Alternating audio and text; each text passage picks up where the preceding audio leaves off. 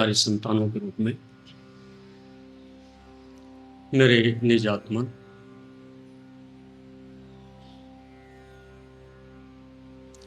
पहली बात अध्यात्म की दृष्टि से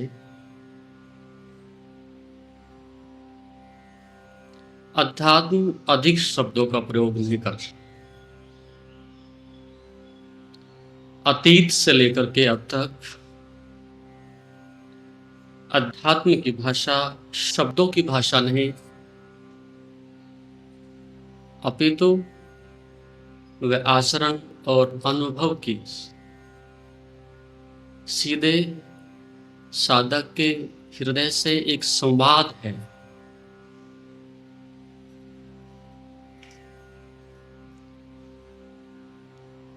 उस दृष्टिकोण से बात अधिक महत्वपूर्ण है। भाषा जितनी सूक्ष्म होगी, जितनी सांकेतिक होगी, उतनी ही वो अनुभवगामी होती है।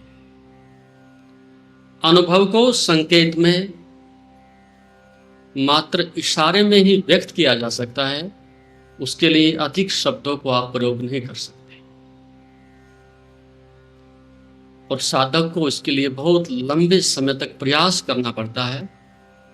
अपने इंद्रियों को, अपने मन को, अपने हृदय को इतना ग्रहणशील करना पड़ता है, इतनी बड़ी पात्रता अर्जित करनी पड़ती है गुरु के संपर्क में रहते हुए कि जब भी कोई इशारा उधर से आए तो उसके हृदय तक पहुंच सके। शब्द तो नहीं पहुंचते।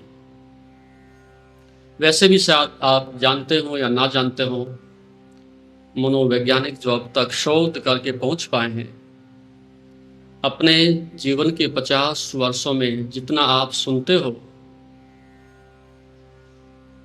आप ही उसका अनुमान लगा सकते हो, लेकिन केवल 2% ही ग्रहण किया जाता है। केवल 2% पर उससे अधिक आप आगे नहीं जा सकते।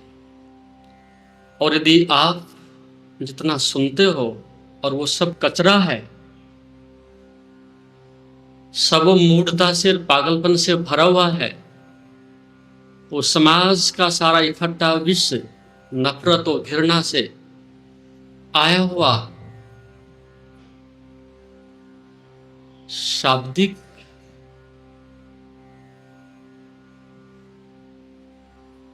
पर्यावरण, वो आपको पागल कर सकता है, मार सकता है। निश्चित रूप से आदमी की मौत निश्चित है। जितना आप सुनते हो, यदि सारा अंदर चला जाए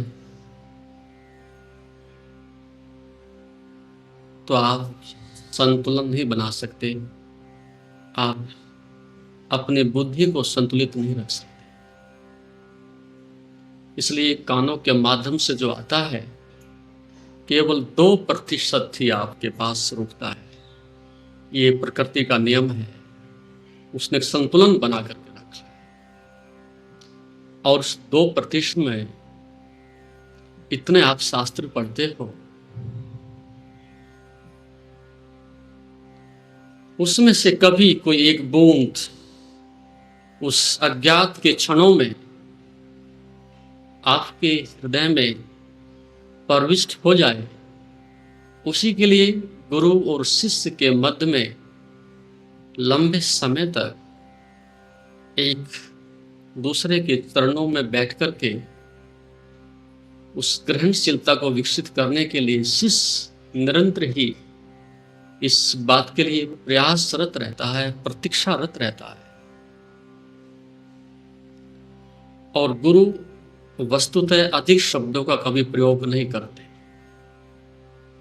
मजबूरी है, सामने मूढ़ आदमी बैठा हो, नासमझ और अज्ञानता का शिखर हो, उस अवस्था में उस तल पर आकर के बोलना पड़े, कुछ कहना पड़े और उन्हीं की भाषा को प्रयोग करते हुए उसमें से कुछ रास्ता निकालना पड़े, तो गुरु अपने गरिमा के विपरीत उस तल पर आकर के एक समझौता करने की कोशिश करता है और उससे कई बार हानि हुई। उस सत्य को वहां तक पहुंचाने में बहुत बड़ी बाधा पहुंची है। इसलिए कुछ ही संत ऐसे हुए जिन्होंने इस प्रकार के प्रयास किए, लेकिन वो सफल नहीं हुए। कुछ संत ऐसे थे जो जानते थे, भले उनके पास भीड़ ना आई हो, भले कोई शिष्य ना बना हो, भले वो समाज में किसी को प्रभावित ना कर पाए हो, लेकिन उन्होंने ठीक ही समझा, सत्य के साथ झूठ का कोई समझौता नहीं किया जा सकता। लेकिन फिर भी संत अनंत होता है, अखंड होता है, उसके मन में करुणा होती है, उस तल तक भी आने के प्रयास किए गए। लेकिन सामने बैठा हुआ व्यक्ति औंधा हो, मूढ़ हो, अपात्र हो, ग्रहणशील ना हो, तो उस अवस्था में वो सब व्यर्थ जाता है, बेकार। रामकृष्ण परमहंस ने कई बार प्रयास किए, शिष्य लंबे समय से मांग करते रहे, आपने इतने लंबे समय से उस समाधि का रसास्वादन किया है, उस ज्ञान को आत्मसात किया है, अनंत के साथ एक रस हो गए हो, थोड़ा सा हमारे लिए कुछ प्रसाद रूप में प्रकट हो जाए। हम उस अवस्था को तो नहीं पहुंच सकते, लेकिन थोड़ा प्रसाद आपके मुखारविंद से क्या क्या घटित होता है उस वर्षा में, उस आनंद में, उस सदाचिंत आनंद में क्या क्या मिल जाता है, थोड़ा सा हमें भी आप सांकेतिक रूप से बता दें तो हमारा सौभाग्य होगा।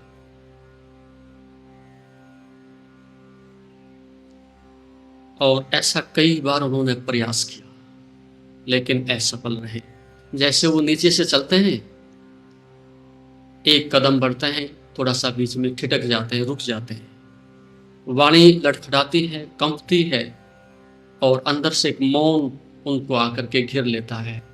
फिर थोड़ा होश जगता है, फिर थोड़ा सा प्रयास करते हैं, एक कदम मुश्किल से बढ़ पाते हैं, और वो अधिक से अधिक अपने जीवन में लंबे प्रयास करने के बाद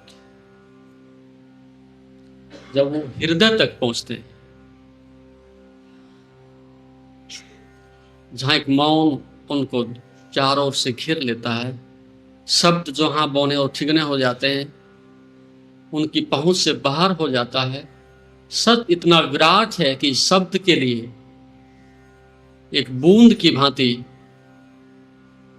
वहां कुछ भी कहने के लिए बनता नहीं है। और फिर जब वो सितोरी की बात करते, अखंडता की बात करते, समाधि की बात थोड़ी होठों पर आने को होती, तो झट से वो पृथ्वी पर गिर जाते, कई कई घंटे तक फिर पड़े रहते, उनको कई कई घंटे लग जाते नीचे उतरने के लिए। कहना चाहते थे, करुणा थी, लेकिन नहीं कह सकते, और जो नहीं कहा जा सकता वही सत्य है, जो नहीं प्रकट किया जा सकता वाणी में वही अखंड है, क्योंकि शब्दों में तो आते ही खंड खंड हो जाता है, भाषा में बांधते ही वो सत्य, उसकी गरिमा, उसका अकवारापन समाप्त हो जाता है। विज्ञान इसलिए मजाक करता रहा अध्यात्म के साथ, क्योंकि विज्ञान की भाषा सिद्ध करने की भाषा है, विज्ञान की भाषा एक प्रामाणिकता की भाषा है। और वो कहते रहे कि तुम्हारे सिद्ध संत महात्मा ये पाखंड और ढोंग है और कुछ नहीं। कहां है प्रमाण? क्या है आनंद? जैसी आंख हमें प्रदत्त की गई है, जैसे कान हमें मिले हैं, जो एक आवरण हमें दिया है, कोई भिन्नता नहीं। वैसे भोजन करते हैं, वैसे वस्त्र पहनते हैं, वैसे बोलते हैं, और आप कहते हैं उनको समाधि मिल गई है, ब्रह्म के दर्शन हो गए हैं। क्या प्रमाण है इस बात का? कोई लैबोरेटरिकल प्रमाण हो तो बताओ। ईश्वर मिला है, क्या प्रमाण है? और वो एक अर्थ में ठीक कहते हैं। कई बार जो कुछ भी नहीं जानता, शास्त्रों में इतना पारंगत होता है, निपुण होता है, शब्दों के जाल इस प्रकार के बुन के खड़े कर देता है कि जानने वाले से कहीं अधिक प्रभावशाली सिद्ध होता है।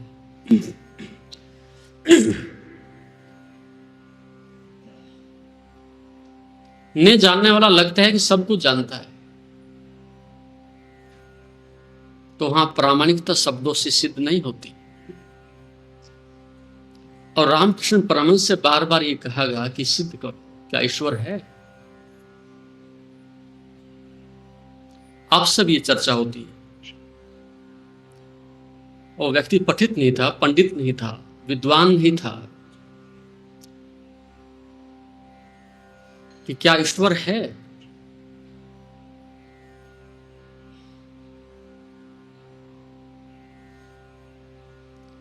और इस बात को लेकर के कई बार संदेह पैदा होता है।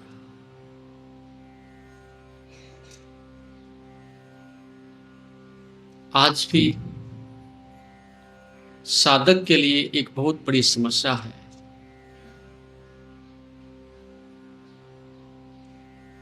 सिद्ध नहीं किया जा सकता। जानते हैं भी उसको आप नहीं कह सकते, जिसको गूंगे का गुड़ कहते हैं। और गुड़ का स्वाद तो किसी न किसी रूप से अभिव्यक्त भी किया जा सकता है।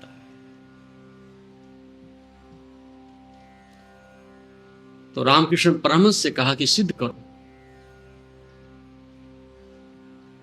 लेकिन ये जानते हैं भी कि सिद्ध नहीं किया जा सकता। उन्होंने फिर भी कलकत्ता के बहुत बड़े विद्वान, उस समय के बहुत बड़े पंडित, बहुत बड़े तर्क शास्त्री, जो उनसे तर्क करने के लिए आए, उन्होंने कहा कि हाँ, ईश्वर है और उसको सिद्ध किया जा सकता है, और मैं सिद्ध कर सकता हूं। लेकिन ये घोषणा होने के बाद शिष्यों ने कहा कि नाहक हमारी बेइज्जती कराने के लिए, जो थोड़ी गरिमा, थोड़ा सम्मान बचा हुआ था कलकत्ता में, पहले आपको लोग पागल कहते हैं, पहले आप विश्वास पात्र नहीं, भरोसे के योग्य नहीं, लंबे समय तक पागलपन का इलाज करते रहे। और ये व्यक्ति इतना बड़ा प्रतिभाशाली है, शब्दों का धनी है, तर्कशास्त्री है, आपकी हार निश्चित रूप से हो जाएगी। लेकिन फिर भी समय निश्चित हुआ, भीड़ आई कि सत्य की जीत होती है कि हार होती है। और उसी सबसे पहले अधिक घबराए हुए थे, क्योंकि अनुयायी कमजोर होता है, शिष्य कमजोर होता है, क्योंकि धंधा गुरु से चलता है। और यदि गुरु की हार है तो इस मंदिर में हम पहले हारे हुए आदमी होंगे। इनके लिए स्थान हो सकता है, लेकिन हमारे लिए फिर कहीं स्थान नहीं होगा, वही आदर नहीं होगा। अधिकांश शिष्य इसलिए इकट्ठे नहीं होते कि सत्य चाहिए, अधिकांश शिष्य इसलिए भी इकट्ठे होते हैं कि गुरु की गरिमा और उनका आदर हमारे लिए भी सीढ़ियां बने, हमारे लिए भी प्रसाद, सम्मान का, प्रतिष्ठा का, आदर का सूचक बने। अधिकांश भीड़ इसलिए इकट्ठी होती है। जितना बड़ा गुरु समाज में प्रतिष्ठित होता है, उतनी अधिक भीड़ इकट्ठी होती है। आप सोचते हैं कि वो शिष्य बनने के लिए आए हैं। अधिकांश जो व्यक्ति राजनीति में असफल हो जाता है, वो तथाकथित धार्मिक गुरुओं को तलाशता है। वहां अपनी इच्छाओं को पूरा नहीं कर सकता था, लेकिन वहां करके आंशिक रूप से अपने उस इच्छा को पूरा करने में सफल होने की कोशिश करते हैं। अधिकांश भीड़ राजनीतिक लोगों की भीड़ इकट्ठी होती है, उनमें साधना का, सत्य का कोई लेन देन नहीं होता। तो शिष्य इस बात से पीड़ित थे।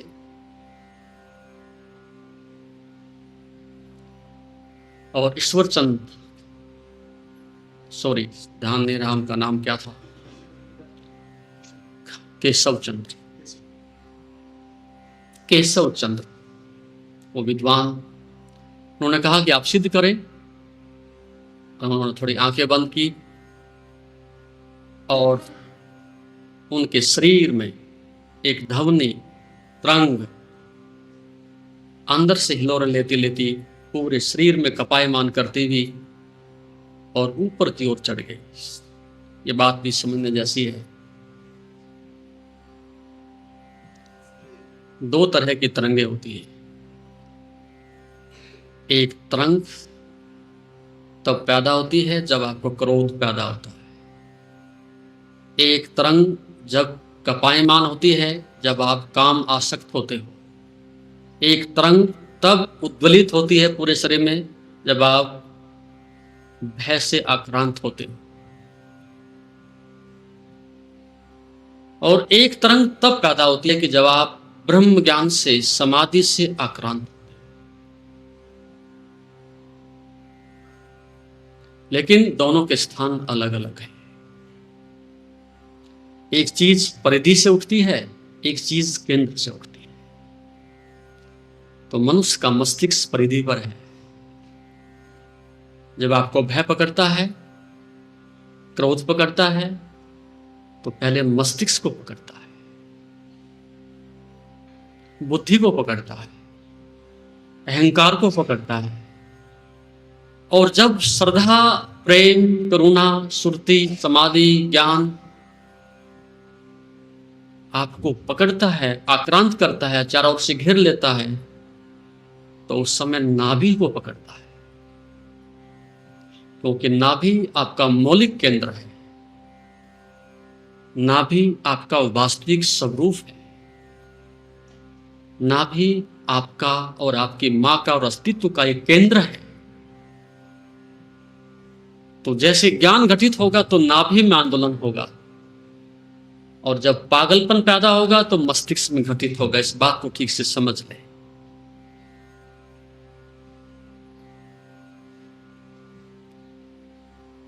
ये बात साधकों के लिए बहुत आवश्यक है। असली बात और नकली बात, ये बात प्रामाणिक है कि नहीं है। यदि बात मस्तिष्क से आंदोलित है, मस्तिष्क से आक्रांत है, शब्दों से, अहंकार से प्रेरित है, तो आप कितना भी धोखा देने की कोशिश करें, स्वयं को आप धोखा दे सकते हो। लेकिन वस्तुतः सही साधक है तो जब भी ऊर्जा टकराएगी और सही दिशा होगी तो पहला आघात नाभि के ऊपर होता है, और वहीं से सत्य की यात्रा आरंभ होती है। नाभि के ऊपर इतने लंबे समय से अध्यात्म ने जो अपना अनुभव साधकों के लिए दिया है, उसके पीछे बहुत अधिक वैज्ञानिक कारण है।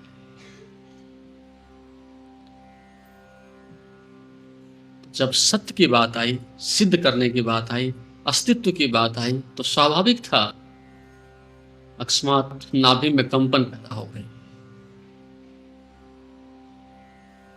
और एक पुराणों में कथा आती है, समुद्र का मंथन हुआ और उसमें कमल से मनुष्य की, ब्रह्मा की उत्पत्ति हुई। ये सब सांकेतिक भाषाएं हैं, ये सब काव्यात्मक ढंग से कहने के ढंग हैं, लेकिन वैज्ञानिक दृष्टिकोण से नाभि ही समुद्र है, नाभि ही कमल है, और वहीं से विष्णु का, उस पालनकर्ता का, उस सृष्टा का वो केंद्र है, और वहीं से जन्म आरंभ होता है। तो दो प्रकार के जन्म हुए।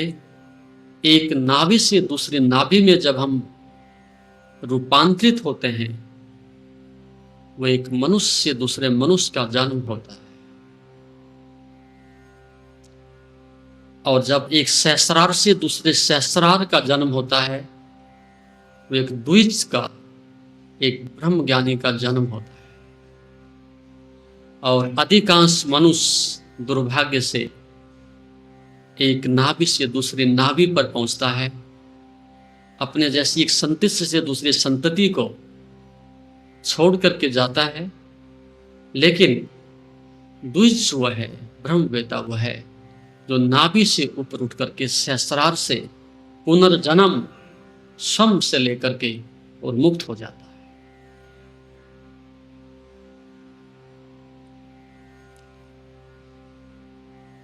रामकृष्ण परमहंस को हुआ और नाभि से तरंग उठी और उठती हुई हृदय से होती हुई ऊपर तक वो रस, वो तरंग, वो धमनी ऊपर टकराती चली गई।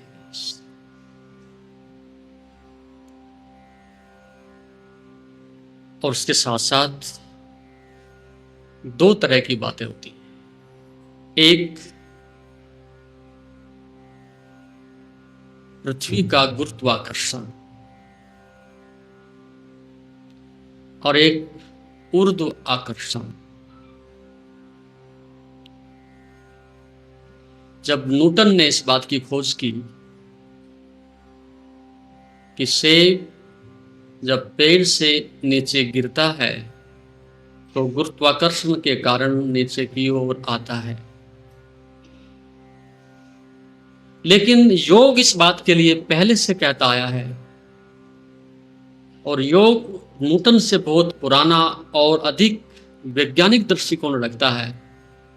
योग कहता है कि नहीं, गुरुत्वाकर्षण बाद में आया है और ऊर्ध्वाकर्षण उससे पहले आया,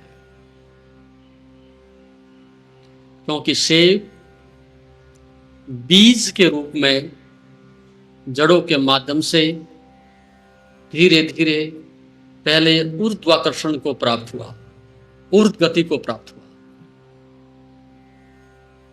सेब ने पहले बीज के माध्यम से यात्रा की और पत्तों से, टहनियों से होते हुए शिखर पर पहुंचा।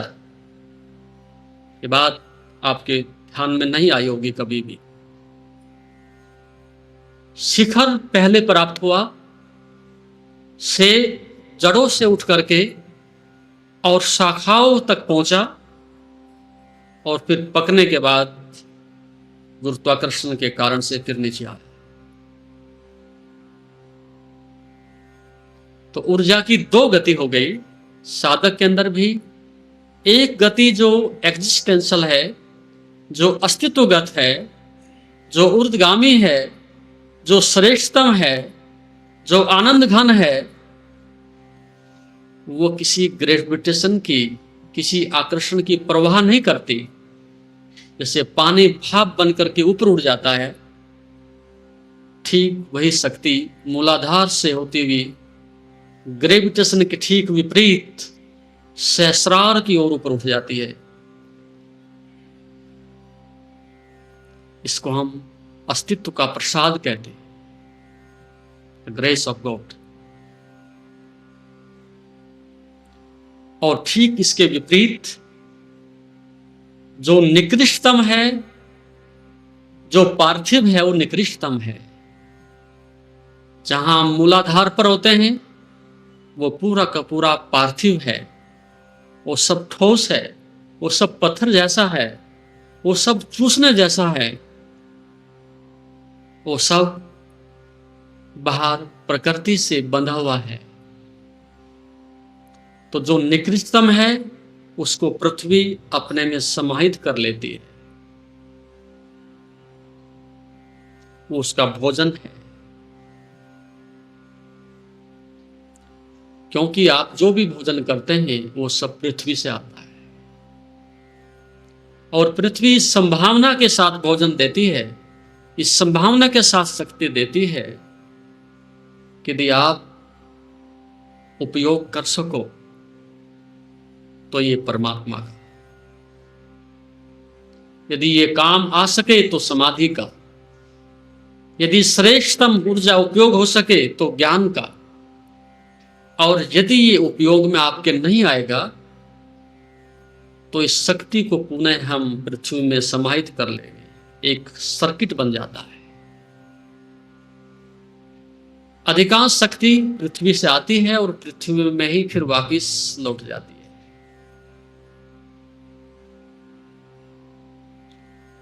तो एक दृष्टि से हमें शक्ति सबको मिलती है, भोजन सब करते हैं, पानी सब पीते हैं, लेकिन उसकी दिशा अलग होती है। तो रामकृष्ण परमहंस पूरी दिशा विपरीत पृथ्वी से, और वो ज्ञान ऊपर की ओर और धीरे धीरे ऊपर खड़े होते चले गए, नृत्य करते चले गए, नृत्य करते चले गए। क्योंकि पहले ध्वनियां पैदा होती हैं, फिर वो संगीत में परिवर्तित होती है,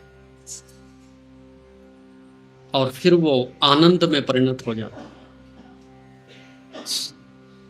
ये जो कुछ संगीत है आप सुन रहे हैं, ये सब ध्वनियों के माध्यम से तरंगित होता है। सब ऊर्जा ध्वनि के माध्यम से ही प्रकट होती है। जो बाहर प्रकट होती है उसे विद्युत कहते हैं, और जो ध्वनि अंदर की ओर प्रकट होती है उसको कुंडलिनी कहते हैं।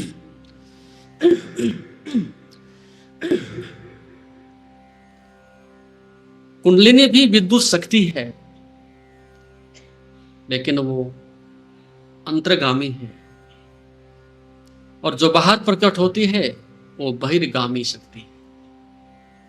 तो रामकृष्ण परमहंस को हुआ उस कुंडलिनी के माध्यम से, ध्वनि के माध्यम से वो शक्ति रूपांतरित होते हुए जैसे ऊपर टकराई तो नृत्य के रूप में प्रकट हुई। अब उसमें अलग अलग स्थान है। यदि व्यक्ति अपने स्वभाव से, अपने संस्कार से, यदि विवेक को, प्रज्ञा को, शास्त्रों को और तर्क को अपने उपयुक्त पाता है, अनुकूल पाता है, अपने को तर्कशील पाता है,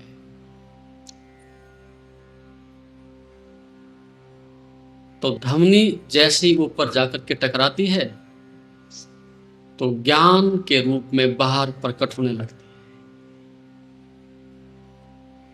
शक्ति वही है, लेकिन यदि आप मस्तिष्क प्रधान हैं, प्रज्ञा प्रधान हैं, विवेकशील हैं, तो तरंग जैसे ऊपर जाएगी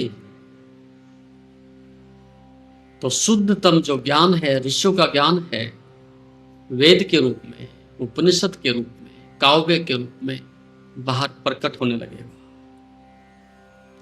और यदि आप हृदय प्रधान हैं तो उस अवस्था में काव्य नहीं निकलेगा, उस अवस्था में शब्द नहीं निकलेंगे बाहर, पहले नृत्य निकलेगा।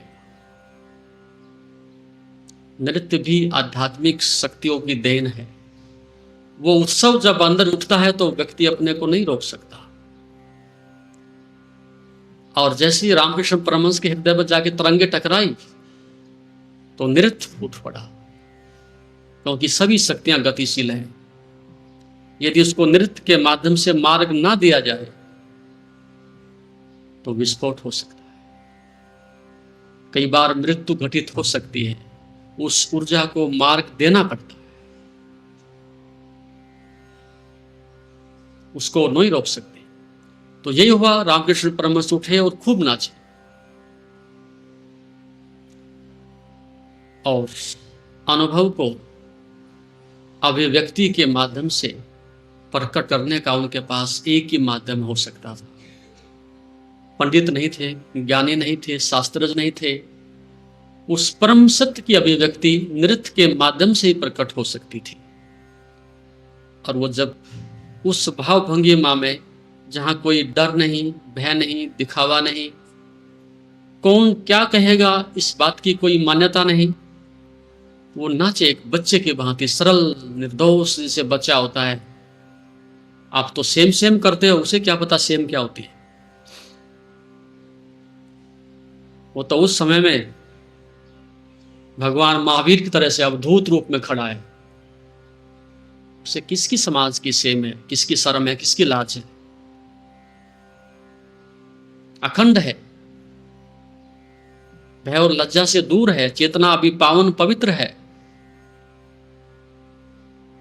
ठीक उसी रूप में संत और उस नृत्य के अंदर पूरी चेतना ने, पूरे अस्तित्व ने उसको चारों ओर से घेरे हुए, और वो नृत्य करते हुए, ये बात आप भी देख सकते हो। एक व्यक्ति पैसे के लिए नाच रहा है, किसी को प्रभावित करने के लिए नाच रहा है, किसी विवाह पार्टी में नाच रहा है, या वस्तुतः उस व्यक्ति के अंदर से कुछ इस प्रकार का रस बरस रहा है, इस प्रकार की कोई आध्यात्मिक शक्तियाँ प्रकट हो रही हैं, वो आँख, वो भाव भंगिमा अलग ही बता देती है।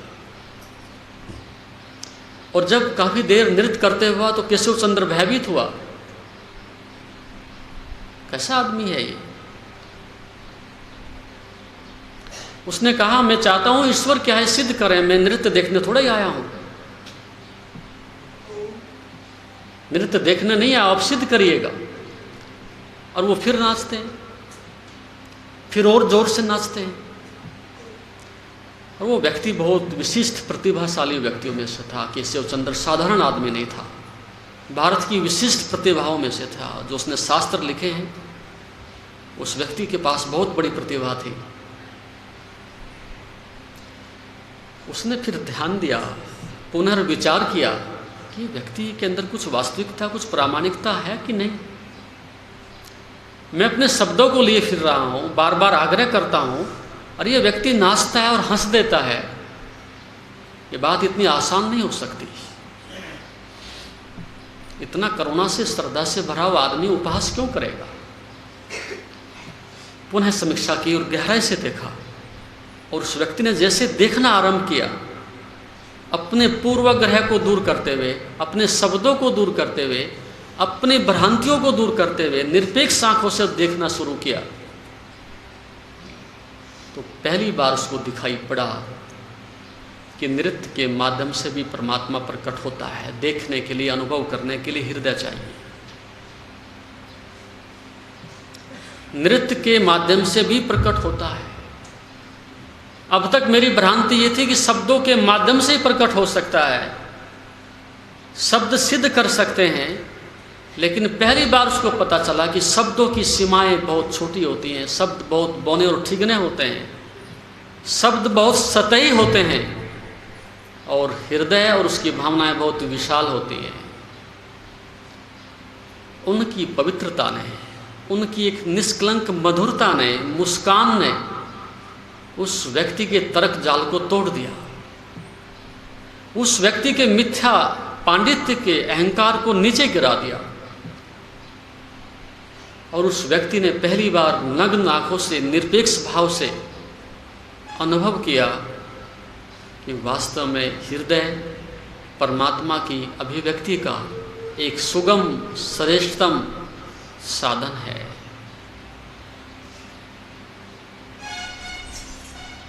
उस इशारे को वो समझ गए।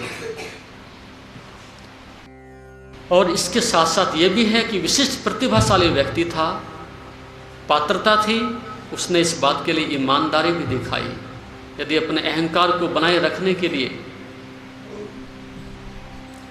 व्यक्ति इनकार कर सकता था, तर्क दे सकता था, लेकिन नहीं,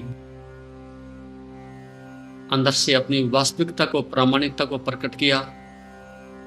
और फिर अंत में धीरे धीरे धीरे उनके हाथ किसी अज्ञात जगत की ओर ऊपर उठ गए, और उन्हें फिर प्रार्थना की, हे प्रभु, ये केशव चंद्र जैसा व्यक्ति, इतना संभ्रांत, प्रतिष्ठावान, इतना बड़ा वेदांती, विद्वान इस पृथ्वी पर आपने घड़ करके भेजा है। आपके बिना ये हो नहीं सकता था। इतनी बड़ी प्रतिभा आपने इस पृथ्वी पर भेजी है, लेकिन मैं चाहूंगा कि अधूरा ना रह जाए। मैं चाहूंगा कि इस अंधकार से बाहर निकल जाए, इस शब्द के अहंकार जाल से बाहर हो जाए, और थोड़ा सा रस इसको भी पिला दो। ये अधूरा ना रह जाए, ये अतृप्त होकर के ना मर जाए, थोड़ा सा रस इसके लिए भी। ऐसी प्रार्थना सुनने के बाद में केशव चंद्र अंदर से हिल गया, द्रवित हुआ, और उन्होंने खड़े होकर के उनके चरणों को स्पर्श किया और उनसे कहा, आज मेरी भ्रांतियां, मेरा शब्दजाल, मेरा अहंकार द्रवित हुआ। पहली बार मैंने देखा है कि अस्तित्व की अभिव्यक्ति होती है। उसके लिए सूक्ष्म आंखें चाहिए, उसके लिए पारदर्शी हृदय चाहिए, उसके लिए पूर्वाग्रह से ग्रसित मन ना हो, इस प्रकार का स्वस्थ मन चाहिए। उसकी अनुभूति की जा सकती है, और कई बार आपको भी होती है, अनायास होती है। अब आप सत्संग में बैठे हो, कुछ समय के लिए बादल तो हट ही जाते हैं। ऐसी स्थिति में आप क्रोध नहीं कर सकते, पड़ोसी की जेब नहीं काट सकते। जो एक क्षण पहले आपका शत्रु था, उसको आप उसी दृष्टि से नहीं देख सकते, क्योंकि केंद्र ही बदल चुका है, वो धारा ही बदल चुकी है, वो ऊर्जा का प्रवाह ही बदल चुका है। आप यहां बैठ करके कम से कम इतने समय के लिए कुछ भी नकारात्मक नहीं सोच सकते। जैसे कुछ समय के लिए झील निस्तरंग हो जाती है, शांत हो जाती है। कुछ समय के लिए ईगो लेसनेस, अहंकार से कुछ समय के लिए आप रहित तो नहीं होते, लेकिन एक विस्मृति हो जाती है। अहंकार का संपर्क कुछ समय के लिए टूट जाता है, शरीर का संपर्क कुछ समय के लिए टूट जाता है, और अनायास रूप से आपको हृदय के तल पर थोड़ा अस्तित्व के नजदीक सत्संग के माध्यम से धकेल दिया जाता है। संगीत में और भक्ति में शक्ति होती है, कुछ समय के लिए आप उस तल पर उसके नजदीक आ जाते हो, उसी से आपका आकर्षण होता है। संगीत में और क्या आकर्षण है? सामने वाद्य यंत्र रखे हैं, तुम उसको चूमते रहो, चाटते रहो, सिरहाने रख लो, 24 घंटे उसके साथ अपनी पीठ पर बांधे फिरो। उस वाद्य यंत्र में कुछ भी नहीं रखा, निस्तेज है, निस्तरंग है, व्यर्थ है। लेकिन जब उसमें स्वर फूका जाता है, जब उसमें भाव फूके जाते हैं, और जितना बड़ा संगीतज्ञ होगा उतना ही अधिक उस अस्तित्व के, उस परमात्मा के और उस हृदय के निकट से निकटतम होगा। वाद्य यंत्र प्रभावित नहीं करते, उस व्यक्ति की निष्कलंकता, उसकी पवित्रता अधिक प्रभावित करती है। निष्काम भाव से, प्रेम से गाया जाए, हृदय तक पहुंचता है। और केशव चंद्र ने वो सुना और देखा, स्वीकार किया, और उसको पहली बार अनुभव हुआ, अस्तित्व प्रकट होता है। लेकिन उसके लिए हमारे पास पात्र चाहिए, ग्रहणशीलता चाहिए। तो साधकों के लिए पहला सूत्र, साधक आक्रामक ना हो। क्या कहा मैंने? कौन होता है आक्रामक? साधक आक्रामक ना हो।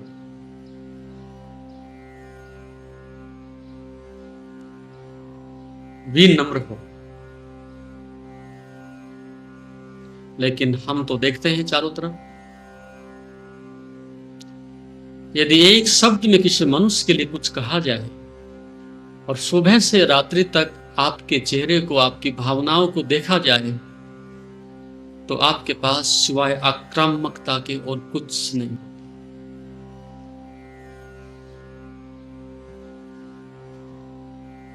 क्योंकि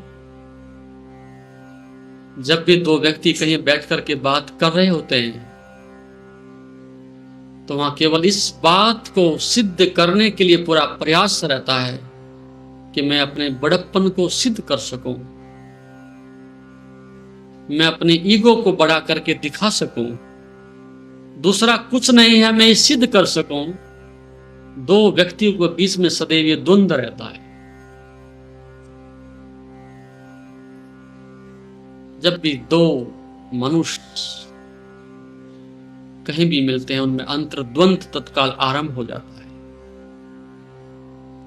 और ये प्रयास रहता है कि मैं किसी भी प्रकार से, धन से, शब्दों से, प्रतिष्ठा से, पद से, शरीर से, सौंदर्य से, किसी भी प्रकार से ये सिद्ध करने में सफल हो जाऊं, इस व्यक्ति के लिए मैं स्तुति का, प्रशंसा का पात्र बन पाऊं, इस व्यक्ति को झुका सकूं, ये अंतर्द्वंद लगभग सार्वभौमिक एक मानसिक रोग है। इसलिए दो मित्रताएं कभी सफल नहीं हो पाती, दो प्रेम कभी सफल नहीं हो पाते, दो व्यक्ति लंबे समय तक कभी साथ नहीं रह पाते। रहते हैं, मजबूरी है, एक दूसरे से कुछ लेना होगा, कुछ गरज होगी, कुछ मजबूरी होगी, परिस्थिति होगी, झुकना पड़ रहा है, लेकिन स्वीकृति का अंदर से भाव नहीं है। जब आप किसी के पास मित्रता स्थापित करते हो तो उस मित्रता के पीछे आपकी भावनाएं, आपके विचार तभी जुड़ते हैं कि जो दूसरे से कुछ मिलने की संभावना दिखाई देती। और एक कहावत है रूस में, यदि एक मित्र दूसरे मित्र की और अपने आंतरिक भावनाओं को अंदर से जो उसके प्रकट हो रहा है वो उस नग्नता के साथ प्रकट कर दे। एक मित्र दूसरे मित्र के प्रति जो भाव रखता है वो कहता क्या है ये महत्वपूर्ण नहीं है, वो दिखावा मुखौटा लगा के कैसा करता है ये महत्वपूर्ण नहीं है। एक मित्र जो पास में बैठा है और दूसरे मित्र के लिए अपने मन में जो भाव रखता है वो एज इट इज जो के तो यदि पूरे के पूरे सत्यता से प्रकट कर दे, थोड़ा सा हृदय से सोचना पड़ेगा, तो संसार में 4 मित्र भी नहीं मिलेंगे। अपवाद है, वो 4 भी नहीं मिलेंगे। भीड़ की बात तो भूल जाइएगा। पत्नी पति के विषय में क्या सोचती है वास्तविक सत्य प्रकट कर दिया जाए,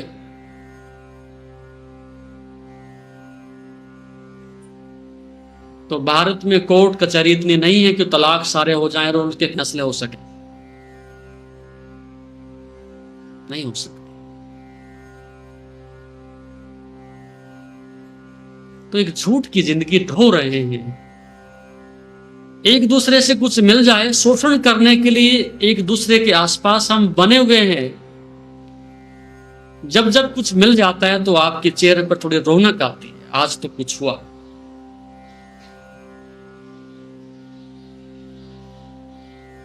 इसलिए कोई समाज सफल नहीं होता।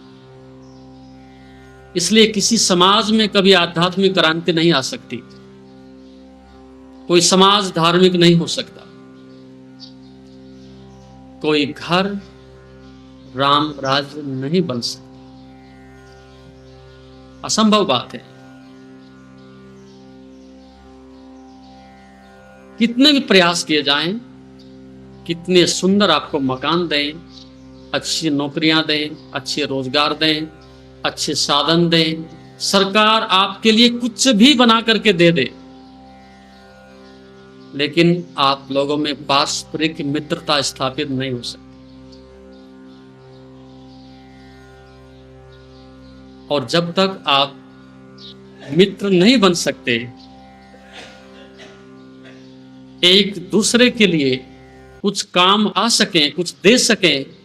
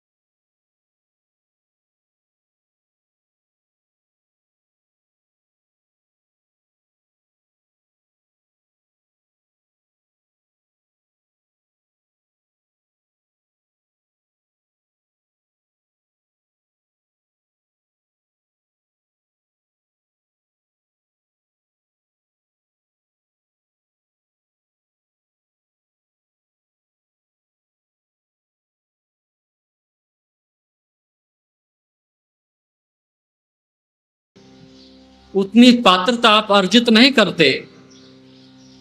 निस्वार्थ भाव से दूसरे व्यक्ति के लिए आप जुड़ सकें, ऐसी अंदर से सार्थकता आप सिद्ध ना कर सके, उतने तक ये संसार सुंदर नहीं हो सकता।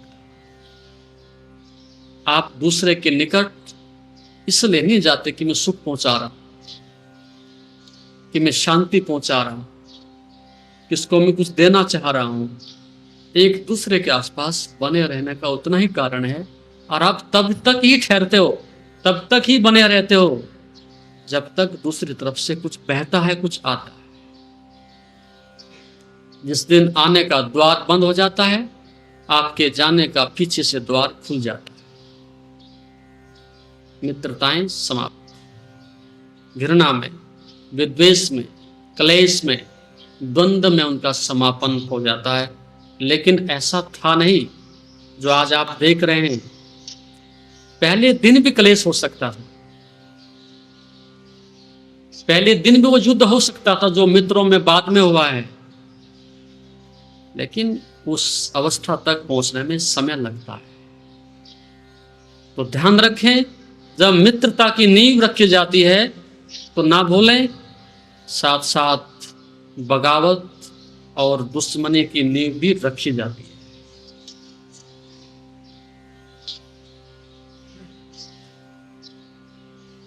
इसलिए चाणक्य जैसे व्यक्ति ने कुछ रहस्यात्मक बातें कही हैं।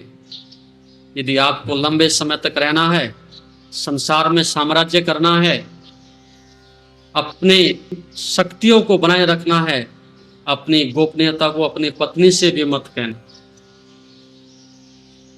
मित्र की बात तो बहुत दूर, यदि समाज में आपको सफल होना है, अपनी गोपनीयता को अपनी पत्नी से भी मत कहना। उस आदमी का लंबा अनुभव रहा हो। निकटवर्ती मित्र की बात तो बहुत दूर, अपने पुत्र से भी मत कहना, वो भी कल तुम्हें जेल भेज सकता है। क्योंकि मनुष्य का सम्मान ऐसा है, मनुष्य की महत्वाकांक्षा ऐसी है कि पुत्र अतीत में अपने बाप को जेल भेजते रहे, धन और यश के लिए मरवाते रहे। मनुष्य प्रतिष्ठा के लिए कुछ भी दांव पर लगा सकता है।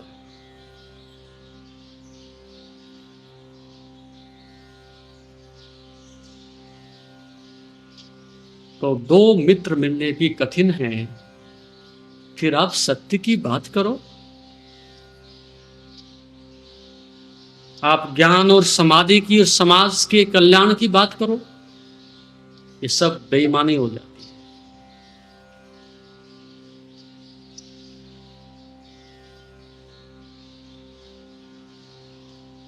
नहीं, अध्यात्म के सूत्र, अध्यात्म के आचरण ठीक इसके विपरीत हैं। आप पहली बार तभी दाता बनते हो, सही अर्थों में मानवीय दृष्टिकोण से पहली बार तुम साधक बनते हो या धार्मिक बनते हो, जब आप देने की क्षमता अर्जित करते हो, न कि लेने की। अंतिम श्वास तक भी उस व्यक्ति के मन में यह भाव रहे कि मैं दूंगा, किसी भी रूप में दूंगा, कुछ तो होगा कम से कम मेरे पास देने के लिए। नाहक परमात्मा ने मुझे वैसे ही पृथ्वी पर नहीं भेज दिया, चुक जाएगा कोई बात नहीं, लेकिन जब तक है दूंगा। धन है उस रूप में दूंगा, सेवा है उस रूप में दूंगा, कुछ भी नहीं तो कम से कम शब्द तो मेरे पास हैं।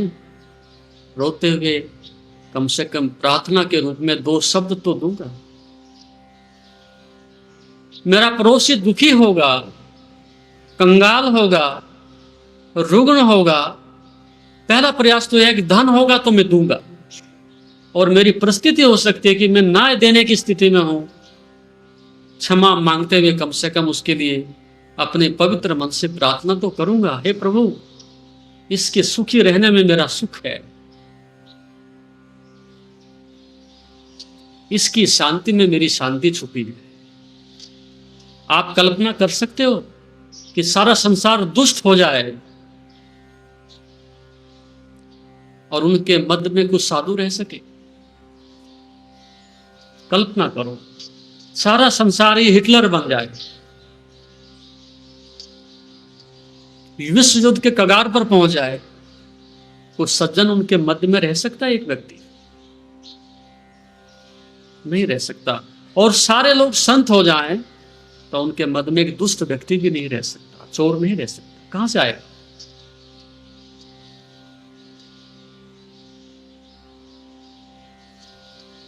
तो अध्यात्म कभी भीड़ की नहीं सुनता, अध्यात्म कभी शब्दों का अनुसरण नहीं करता, शास्त्र क्या कहते हैं उसकी परवाह नहीं करता। अध्यात्म व्यक्तिगत है, इसलिए वो रहेगा, अनंत काल तक रहेगा। तो आक्रामक ना हो, बहुत बड़ी बात है, ये समझने जैसी बात है। यदि आपको राजनीति में सफल होना हो तो आक्रामक होना पड़ेगा, धन बटोरना हो तो आक्रामक होना पड़ेगा। लेकिन यदि अध्यात्म की ओर आपने जाना है तो ठीक इसके विपरीत मार्ग आपको अपनाना पड़ेगा। इसलिए अध्यात्म के लिए, ध्यान के लिए, साधना के लिए मनुष्य का मन राजी नहीं होता, क्योंकि बचपन से जब भी हमारी आंख खुली है, हमारा पूरा जितना प्रशिक्षण है, शिक्षा है, संस्कृति है, समाज है, माँ है, बाप है, अतीत में जो भी हमारी शिक्षा है वो सारी आक्रामकता की है। हम दूसरे को नष्ट कर सकें, दूसरे का शोषण कर सकें, हम अधिक इकट्ठा कर सकें, हम शिखर पर पहुंच सकें। दूसरों की जान जाए भले चली जाए, दूसरों के अधिकार छीनते हो भले ही छीन जाए, दूसरे चीख रहे हों तो उसकी परवाह करने की कोई आवश्यकता नहीं, लेकिन हमें नंबर 1 पर होना चाहिए। यदि आप समाज पर नंबर 1 पर होना चाहते हो तो आक्रामकता उसका हथियार है। तो सारा समाज, जितनी शिक्षा है वो हमारे आक्रामकता की शिक्षा है, अहंकार की शिक्षा है, शोषण की शिक्षा है। सज्जन आदमी राजनीति में क्यों सफल हो जाएगा? समझदार आदमी अधिक धन इकट्ठा कैसे कर पाए? वह सफल होगा निश्चित रूप से। और इतनी बड़ी शिक्षा से, इतने बड़े सम्मोहन से, इतने बड़े दूषित संस्कारों से निकल करके जब कोई व्यक्ति मंदिर तक पहुंचता है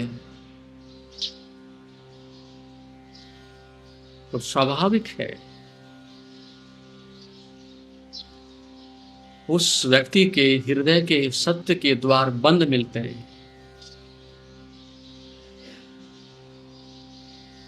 अध्यात्म बिखर गया, अध्यात्म खो गया, इसलिए कि हमारे पास आधार ही नहीं है। अंदर से हम जानवर बने रहते हैं और बाहर हम परमात्मा के होने का ढोंग रचते हैं।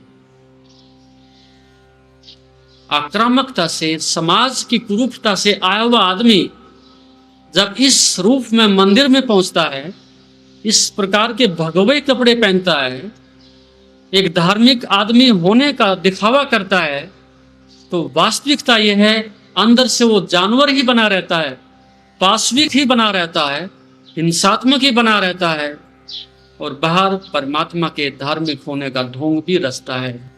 यही कारण है कि हमारे बच्चे बगावत करेंगे, हमारे बच्चे हमारे प्रति श्रद्धा नहीं ला सकते, वो हमारे से प्रेम नहीं कर सकते, वो अच्छी प्रकार से हमारे आचरण को, व्यवहार को समझते हैं। बाप अंदर से हिंसक है, दंड है, कामुक है, हिंसात्मक है, और हमें इसके विपरीत शिक्षा देता है। हमारे कृत्य में, आचरण में बिल्कुल ठीक विपरीत है सब कुछ। जो कुछ हम कहते हैं और जो हम आचरण करते हैं बिल्कुल उसके विपरीत है। और अध्यात्म इस बात के लिए पहले से इनकार करता है, ये नहीं हो सकता। आक्रामकता में हो, ये आपको संकल्प करना पड़ेगा। चारों ओर से पुनः अपने को तराशना होगा जैसे शिल्पीकार पत्थर लेकर के, अनगढ़ पत्थर को लेकर के तराशता है और उसमें से एक सुंदर प्रतिमा बना करके बाजार में बेचता है। पत्थर था, लोग ठोकरें मार करके निकलते थे, कल तक उसकी कोई कीमत नहीं थी, लेकिन शिल्पीकार के हाथ में जाकर के, चित्रकार के हाथ में जाकर के उसके मन माने ढंग से अपनी कीमत वसूल करता है। ठीक पत्थर हो आप भी, लेकिन अनगढ़ हो, आक्रामक हो, हिंसात्मक हो,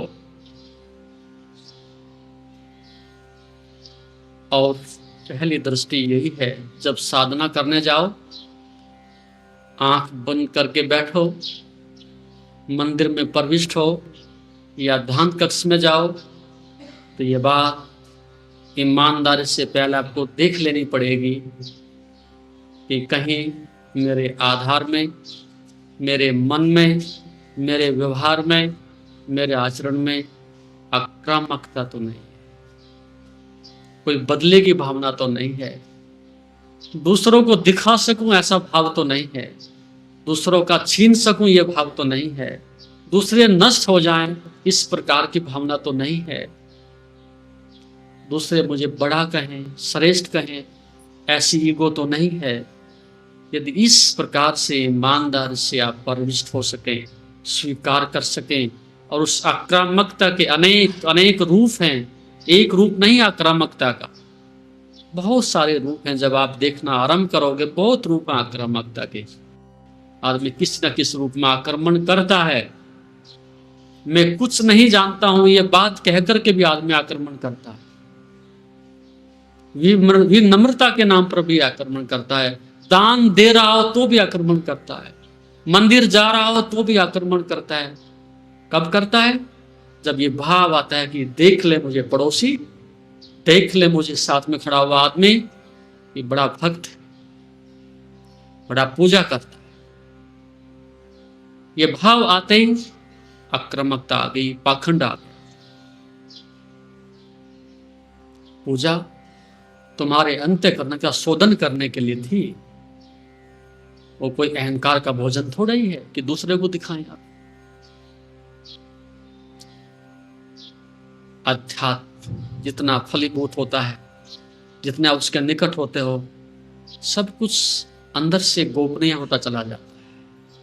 आदमी दूसरे के सामने प्रार्थना करने से भी डरता है, कहीं ये मन में ना समझ ले बहुत बड़ा आदमी हो गया, भगत आदमी होगा, साधक हो गया। ये भी एक कारण है। और अध्यात्म के लिए, ध्यान के लिए अधिकांश हमने रात्रि को चुना है, उसका भी एक वैज्ञानिक कारण है। रात्रि को मन अधिक आक्रामक नहीं होता, अधिक हिंसात्मक नहीं होता, अधिक चंचल नहीं होता।